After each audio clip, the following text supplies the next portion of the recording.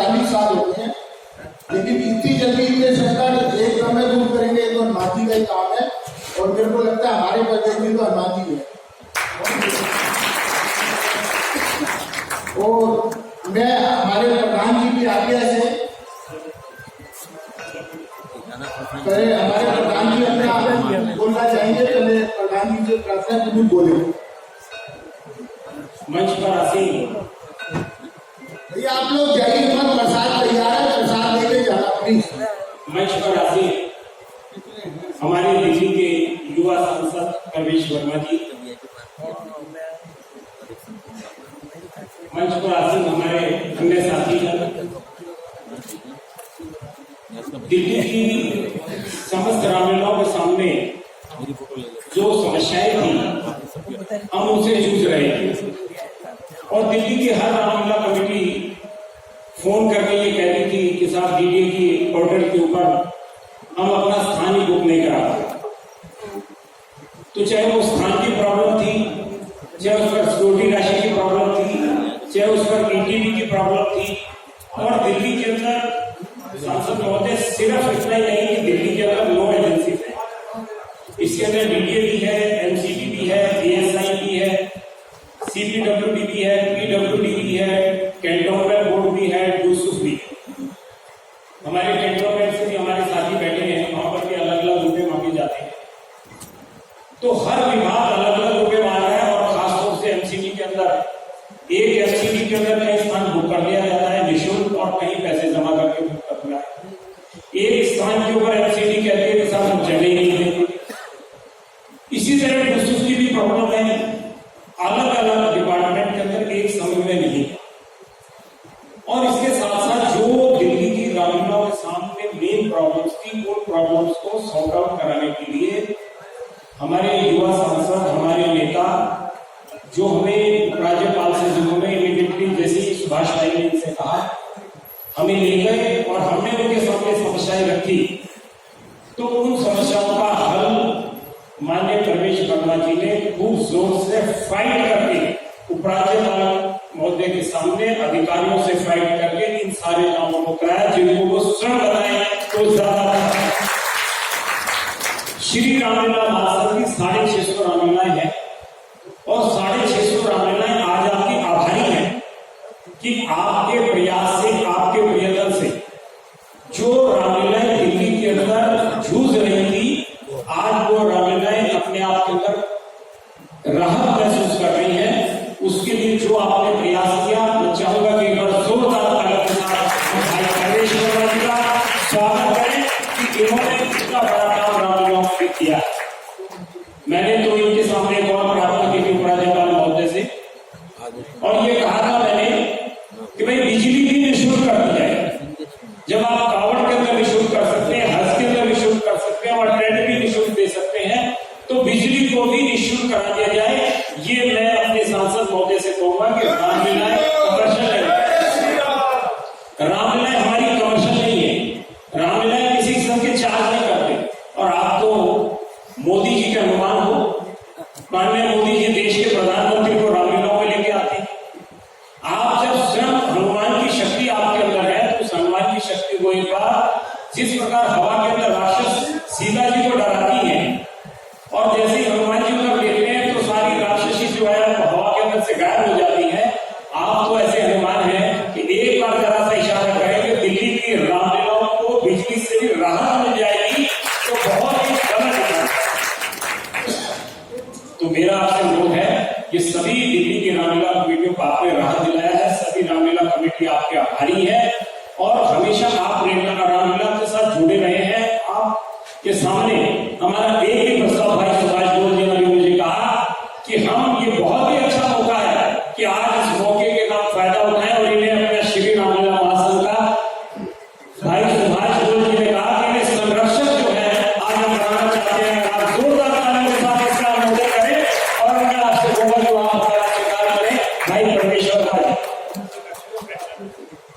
एक बार जोरदार जय करें प्रवेश भाई को। जय श्री राम, जय श्री राम, जय श्री राम।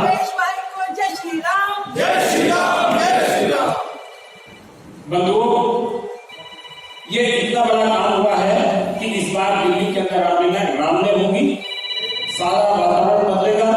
और मैंने आपसे एक और अनुरोध किया था कि इस बार 75वां अमृत महोत्सव है, आप अपने अपने रामलीलाओं के अंदर तिरंगे झंडे लगाएं। लव कुश रामलीला कमेटी 75 झंडे 75वें अमृत महोत्सव के ऊपर जोरदार तरीके से बहुत ऊंचे लगाएं। आप जो भी सुंदर से सुंदर देशभक्ति के कार्यक्रम कर सकते हैं वो भी आप रामलीलाओं के साथ जोड़ें।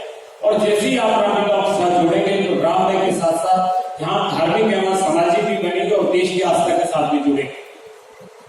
मैं दूसरा एक और बात आपको शायद पहले भी थी, अभी फिर बताना चाहता हूं कि परम आदरणीय यशस्वी देश के प्रधानमंत्री परम आदरणीय मोदी जी का जन्मदिन 17 सितंबर को है और 17 सितंबर को हम लव कुश रामलीला कमेटी की ओर से एक हेल्थ शिविर लगा रहे हैं। इस स्वास्थ्य शिविर के अंदर हम सिर्फ बीपी और शुगर का ही सिर्फ चेकअप नहीं होगा, वहां पर निःशुल्क चश्मे दिए जाएंगे, कानों के लिए हियरिंग एड मशीनें दी जाएंगी और इसके साथ साथ बैसाखी और व्हील चेयर भी वहां पर फ्री दी जाएगी। जिन लोगों के मोतियाबिंद के ऑपरेशन होने हैं उनके मोतियाबिंद के ऑपरेशन भी निःशुल्क कराए जाएंगे। उनकी दवाई और खाने की व्यवस्था, लाने ले जाने की हॉस्पिटल की व्यवस्था भी लव कुश रामलीला कमेटी। आप भी इस प्रकार का प्रयास कीजिए कि धार्मिक के साथ साथ हम सामाजिक सेवाएं भी करें। नर सेवा नारायण सेवा का मैसेज पूरे देश के अंदर जाना चाहिए। इस मोदी जी के रहनुमाई के अंदर हम जो काम कर रहे हैं कि हमारे काम और आगे बढ़ने चाहिए। तो इस किस्म की भावना के साथ हमारी रामलीलाएं काम करें और छोटी मोटी जो समस्याएं हैं वो निश्चित रूप से हमारी हल होगी। और मैंने आपसे बताया कि हमारे उपराज्यपाल महोदय से जो भाई परमेश वर्मा जी ने रामलीलाओं की तरफ से बात रखी वो उन्होंने सभी बातों को उन्होंने मान लिया। पुलिस के अधिकारियों को भी डाला, दूसरे अफसरों को भी डाला, डीडी के वाइस चेयरमैन को भी डाला और उसके बाद जो भी हमारी समस्याएं थी उनका निराकरण करके आप निकले हैं। सिर्फ आखिरी हमारी जो डिमांड है वो बिजली की है। मैं चाहूंगा कि इस समस्या को भी इसी साल इसका समाधान हो जाए तो ये समस्या के रामलीलाओं के सर से जो सरदर्दी है कमर्शियल की और लाख रुपए की बिजली की समाप्त हो जाएगी। क्योंकि रामलीलाएं धार्मिक है, सामाजिक है, समाज को एक अच्छा वातावरण बनाने के लिए है, तो राम के आदर्शों को अपनी नौजवान पीढ़ी को देने के लिए रामलीलाएं की जाती है। मैं ऐसे जुदारों ने कहा यहाँ लव कुश या रामलीला महासंघ के बैनर पे पहले आप सब लोग आए, इनका स्वागत करता हूँ और हमारे लिए बहुत ही खुशी की बात है। मैं भाई सुभाष बोलने से अनुरोध कर रहा हूँ आगे। तो परमेश जी से प्रार्थना करेंगे और आशीर्वाद दें। मैं परमेश जी से प्रार्थना कर रहा हूँ कि अपना आशीर्वाद दें हमको और उसके बाद आरती होगी फिर प्रसाद होगा। परमेश जी सब बड़े प्यार से जय श्री राम। जय श्री राम। इनको गाना है बड़ा अच्छा। मेरा आपकी कृपा से सब काम हो रहा है, करते हो तुम कन्हैया नाम मेरा हो रहा है। तो आपने मेरी बेकार में इतनी तारीफ कर दी है, ऐसा मतलब प्रभु श्री राम ही कर रहे हैं। मैं मात्र एक उसका जरिया बना हूं और जो आपकी समस्याएं थी वो बहुत ही जेन्युइन समस्या। मेरे क्षेत्र में भी बहुत सारी रामलीलाएं होती हैं और मैं हर रामलीला में लगभग कोशिश करता हूँ 20-30 रामलीला में जाऊँ। पहले मेरे पिताजी भी रात को जाया करते थे, मैं उनके साथ में घूमा करता था। एक बार बचपन में मैंने लक्ष्मण का रोल भी किया है। तो मेरे पास में सुभाष जी का फोन आया कि भाई ऐसे ऐसे बहुत सारी समस्याएं हैं। मैंने कहा बहुत सारी समस्याएं हैं, बिल्कुल आप ठीक बोल रहे हैं। तो उनका कहना था कि एलजी साहब के पास चलते हैं और वहां पे सारे अफसर आ जाएं। तो मैंने एलजी साहब को फोन मिलाया तो हमारी मीटिंग से एक दिन पहले शाम को मेरी बात हुई। तो हमारे नए एलजी साहब ने कहा कि भाई बताओ क्या बात है। तो मैंने उनको सारी जो आपकी परेशानियां हैं, आपकी कठिनाइयां हैं, मैंने उनको बताया कि ये कोई कमर्शियल ऑर्गेनाइजेशन नहीं है। ये लोग तो देश की परंपरा को, देश की संस्कृति को, देश की धरोहर को बचाकर आगे चल रहे हैं और नई पीढ़ी को दे रहे हैं। ये लोग तो घर घर जाकर 5-5, 10-10, 15-15 रुपए की पर्ची काटते हैं, 100 रुपए की, 2000 रुपए की पर्ची काटते हैं। उसके बाद में भीख मांग कर, हाथ जोड़ कर, घर से पैसा देकर उसके बाद में रामलीला करते हैं। उसके बाद में समाज को अच्छी शिक्षा देने की बात कर रहे हैं। अगर ये लोगों की संख्या कम हो जाएगी, रामलीला कम हो जाएगी, तो हमारी संस्कृति कैसे बचेगी?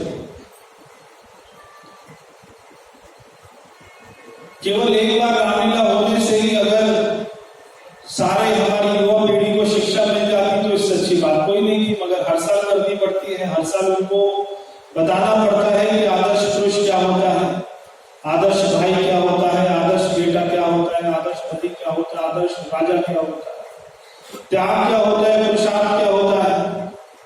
तो हर साल बताना पड़ता है, तभी ये संस्कृति धरोहर जिंदा रहेगी। तो उन्होंने कहा कल सुबह 11 बजे, तो मैं सुभाष जी को फिर फोन में लाया। मैंने कहा भाई बताओ कौन कौन से विभाग आप चाहते हो उसमें आए। तो उन्होंने कहा डीडी आनी चाहिए, एनसीडी आनी चाहिए, जो है दिल्ली पुलिस आनी चाहिए और एनजीटी आनी चाहिए। ये वाले विभाग आने चाहिए। और उस विभाग के जो सबसे टॉप के अधिकारी थे वो सुबह 11 बजे की मीटिंग में मौजूद थे। और जब हमने बात रखनी शुरू करी, अर्जुन ने अपनी बात रखी, अर्जुन जी ने, और हमारे साथ में, हमारे इससे बड़ी बात क्या हो सकती है कि मैंने सुबह हमारे जो दिल्ली के आरएसएस के हमारे चीफ हैं, जिनको हम जो है संघ की भाषा में प्रांत संचालक जी बोलते हैं, ऐसे हमारे माननीय कुलभूषण आहूजा जो आहूजा संघ शॉल है उसके मालिक भी हैं, उनको मैंने फोन में लाया। मैंने कहा भाई साहब ऐसे ऐसे चलना है आपको। उन्होंने कहा बिल्कुल, जहां पर धर्म की बात है, जहां पर जो है हमारे समाज की बात है, हमारी संस्कृति की बात है, तो मैं चलूंगा। तो खुद उठकर हमारे जो आरएसएस के दिल्ली के चीफ हैं वो खुद उठकर गए। फिर हमारे आदेश गुप्ता जी, कमलेश अध्यक्ष जी, मैंने उनको कहा, हमारे और कई लोग, फिर हमारे धीरज धर जी, हमारे अर्जुन जी, हमारे सुभाष जी, सभी लोग उसमें गए। बड़ी अच्छी मीटिंग हुई और ऐसा एक भी पॉइंट नहीं है जो इस मीटिंग में उन्होंने नहीं माना, एक भी पॉइंट नहीं। चाहे जो डीडीए से संबंधित था वो भी मान लिया, जो एमसीडी से संबंधित था वो भी सारी बातें मान ली, और जो पुलिस से संबंधित थी वो भी सारी बातें मान ली। अब हमारे बीजेपी वालों के साथ में एक समस्या है, हमारे जो मोदी जी की सेना है उनके साथ में समस्या ये है कि जब 100 काम हो जाते हैं तब उसके बाद में एक काम और बता दिया जाता है। तो अर्जुन जी कह रहे हैं कि हम चाहते हैं कि भाई बिजली बिल्कुल 0 हो जाए, ये इसी साल हो जाना चाहिए। मैं कह रहा हूं इसी साल क्यों, अभी कल ही करा दो, दिल्ली की सरकार बदल दो, हमारी ले आओ, कल ही हो जाएगी। 24 घंटे की देरी क्यों करनी है भाई? डीडी, एनसीडी और पुलिस, ये तीनों सेंट्रल गवर्नमेंट के पास है। तीनों की आपकी 100% समस्याएं खत्म हो गई। अब जो विभाग हमारे पास नहीं है और अगर वो 0 करना है तो उसका फैसला एलजी नहीं कर सकता, उसका फैसला केजरीवाल ही कर सकता है। तो आपको ये मांग लेकर वहां जानी चाहिए, आप इसको 0 करो, कुछ करो, ये उनके बस की बात है। आपसे डीडीए ने बोला कि भाई 66 रुपए पर मीटर आपसे जो है पैसा लिया जाएगा पर स्क्वायर मीटर। हमने उसको 66 रुपए से करवा दिया 15 रुपए। तो वो जो लाखों रुपया चाहते हैं अब कुछ हजार में जाएंगे, 300% की उसमें रियायत मिलेगी, वो भी रिफंडेबल है, और वो भी रिफंडेबल है। फिर सबसे बड़ी समस्या क्या आती थी कि रात को 10 बजे पुलिस आ जाती थी, स्पेशल कमिश्नर वहां पे बैठे थे। हमने कहा सर कि आदमी अपने ऑफिस से आता है 7 बजे 8 बजे, खाना खाता है, नहाता है, 9 बजे रामलीला देखने जाता है, कैसे 10 बजे खत्म हो सकती है? जब केजरीवाल जी शराब का ठेका 2 बजे तक खोल सकता है तो रामलीला तो चल ही सकती है। तो उन्होंने तुरंत ही बोला भाई इसमें कुछ नहीं, 12 बजे तक के ऑर्डर करो। तो 12 बजे तक पुलिस आपको तंग नहीं करेगी, और 12 बजे के बाद आधा 1 घंटा तो आप ऐसा चोट से बात करके पढ़ाई लेते हो, इसमें कोई दिक्कत नहीं आती है। उनकी फैमिली को बुलाते हो, रिश्तेदार को बुलाते हो, वहां पे खिलाते हो चाट वाट गोलगप्पे, उसमें हो जाता आधा घंटा। तीसरी सबसे बड़ी बात थी, जो सबसे बड़ा पॉइंट था, आपको कहा था एक ईटीवी प्लांट लगाने के लिए, और उसमें 10 लाख रुपए की सिक्योरिटी जमा कराने के लिए। वो भी अब आपको नहीं लगाना पड़ेगा और ना आपको सिक्योरिटी 1 भी रुपया जमा करना पड़ेगा, इसका भी हो गया समाधान।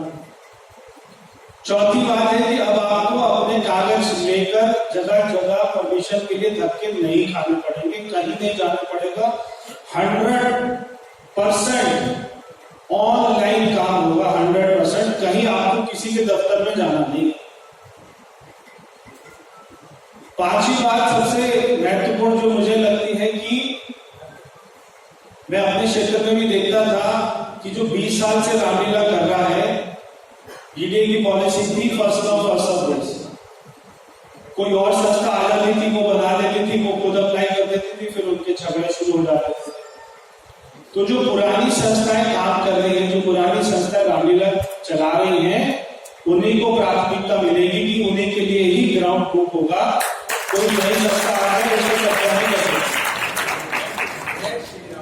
तो ये हर साल रामलीला की जो तारीख निकला करेगी, उस तारीख के साथ में आपकी रामलीला कमेटी का नाम और उस ग्राउंड का नाम जहां पर ये होता है, और वो एमसीडी का है, ईडी का है, जिस विभाग का, एक पूरी लिस्ट बनकर साल की शुरुआत में चली जाया करेगी।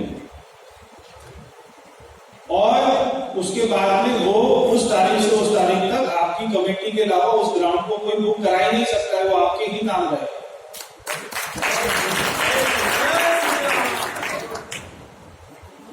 जितनी ताली बजनी चाहिए थी उसका 5% ही नहीं बजी।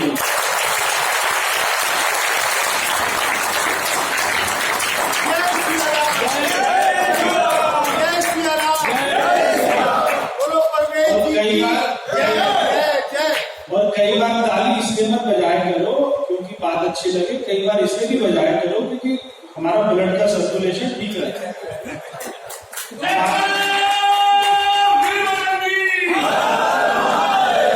हमारी जो रस नाड़ियां हैं वो खूब तेजी से चलती है।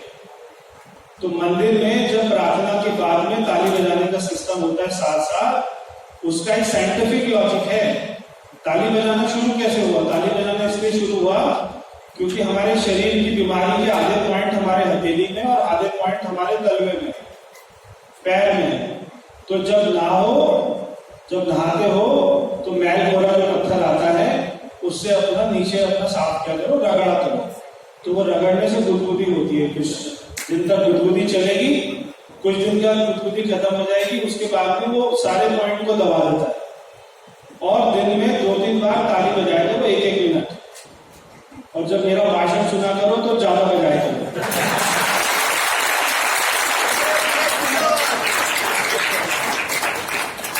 शरीर ठीक होता है और कोई बात नहीं। दूसरा, एक और वहां पर एक बात हमारे जो मुख्य सचिव हैं उन्होंने कहा कि हम एक स्टैंडर्ड ऑपरेटिंग प्रोसीजर एसओपी जिसको बोलते हैं, गाइडलाइन बना देंगे सारे डिपार्टमेंट के लिए, और वो सारे डिपार्टमेंट को फॉलो करनी पड़ेगी। अगर डीडीए ने आपको जगह दे दी है उसके बाद में पुलिस कोई ऑब्जेक्शन नहीं कर सकती, पुलिस को आपको लाइसेंस देना ही पड़ेगा। दूसरा, कई बार हम देखते थे कि आपको अपना झूले लगाने के लिए पुलिस दिक्कत कर रही है, वो लाइसेंस नहीं दे रही है। कभी आपको चाट पकौड़ी के लिए दिक्कत कर रही है, उसके लिए लाइसेंस नहीं मिल रहा है।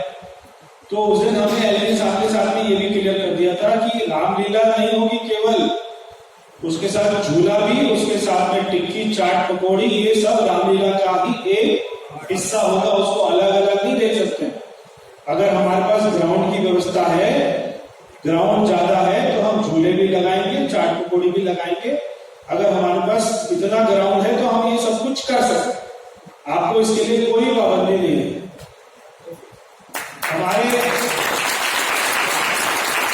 हमारे मुख्य सचिव ने कई बातें आपके लिए, एक आपसे जो है ना रिक्वेस्ट करी है, जो कुछ बातें याद होगी अर्जुन जी को, मेरे को सारी बातें याद नहीं है, 2-4 बातें याद है। एक तो जो आप फ्लैक्स लगाते हैं, तो फ्लैक्स जो आप अपना यूज करते हैं तो उसको प्लास्टिक का यूज ना करके उसको कपड़े के फ्लैक्स बनाइए। उसका हम अपनी रामलीला को प्लास्टिक फ्री करें या सिंगल यूज प्लास्टिक को यूज करें।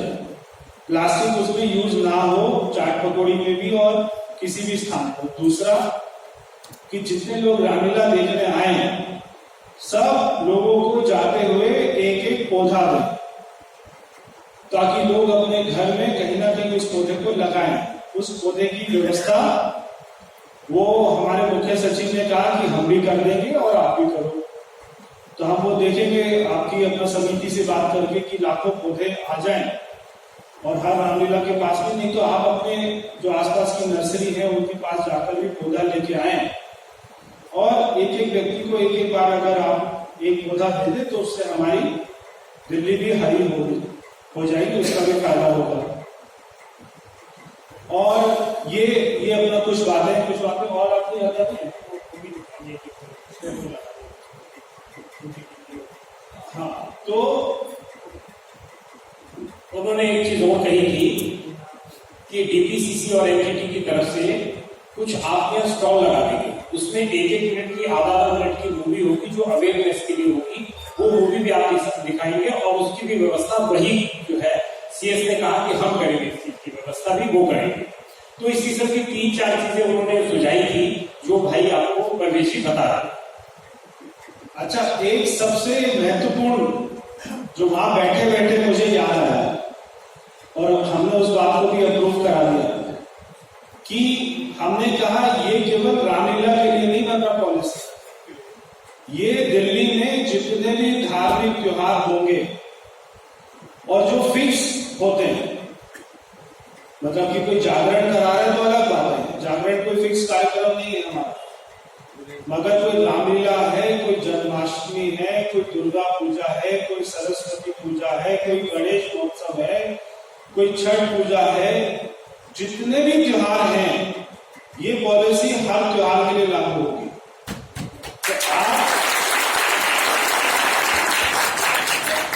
तो आप अपने क्षेत्र में कोई और भी जो संस्थाएं ऐसे कार्यक्रम करती हैं उनको भी बता दीजिएगा कि वो भी अपना अपना समिति का एक जो है लेटर एप्लीकेशन हमें दे दिया करें, ताकि हम साल के शुरू में ही कौन सी समिति गणेश उत्सव करा रही है, कौन सी तारीख से कौन सी तारीख तक कौन से ग्राउंड में, ये सारी सूची हम डीडी और एमसीटी को साल के शुरू में ही दे देंगे, ताकि आपको आज के बाद में ग्राउंड के लिए, पुलिस परमिशन के लिए धक्के खाने की कहीं जरूरत ही नहीं पड़ेगी, जो आपकी अपना सबसे बड़ी समस्या है।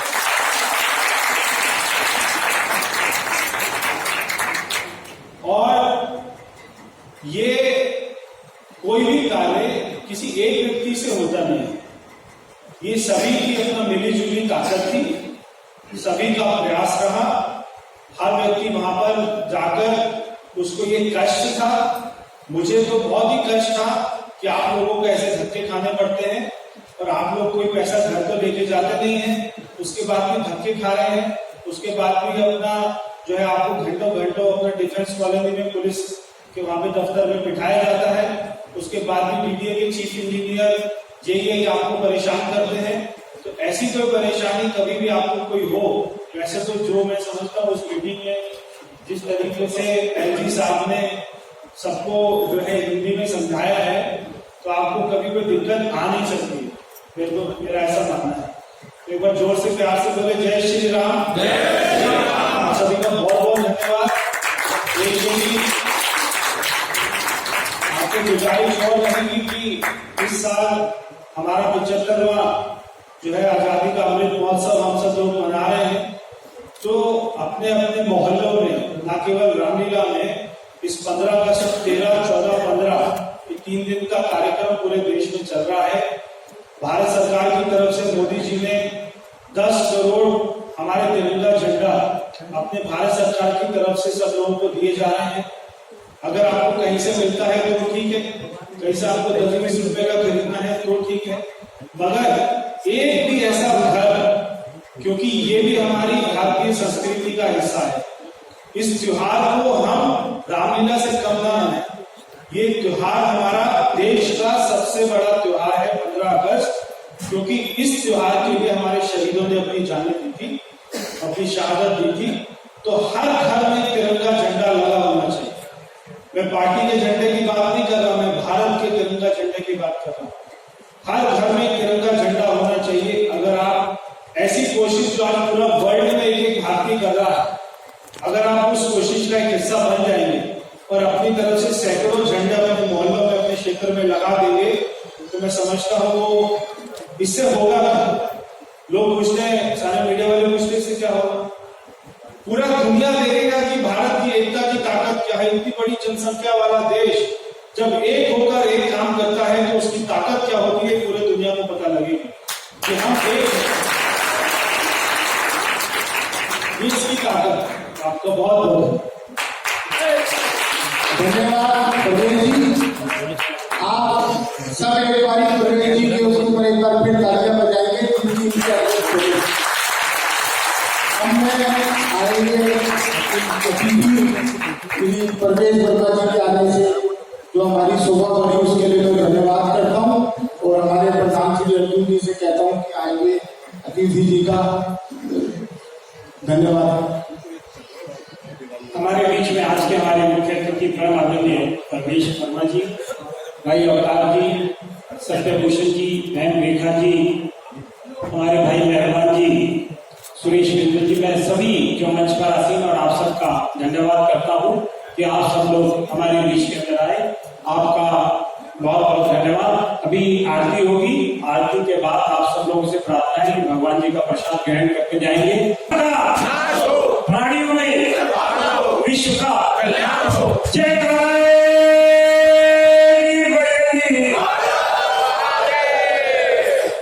धन्यवाद। आरती के लिए सभी लोग कृपया अपने अपने स्थान पर खड़े हो जाए। आरती प्रारंभ।